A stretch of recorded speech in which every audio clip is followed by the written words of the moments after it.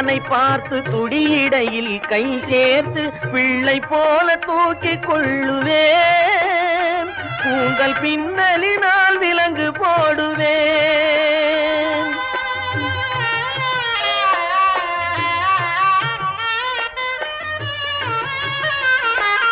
பட்டு மெத்தை மஞ்சத்தின் மேல் பவளம் போன்ற உன்னை வைத்து பாய்ந்து சென்று கதவை மூடுவேன். பட்டு மெத்தை மஞ்சத்தின் மேல் பவளம் போன்ற உன்னை வைத்து பாய்ந்து சென்று கதவை மூடுவேன். வந்து பக்கத்திலே அமர்ந்து கொள்ளுவேன்.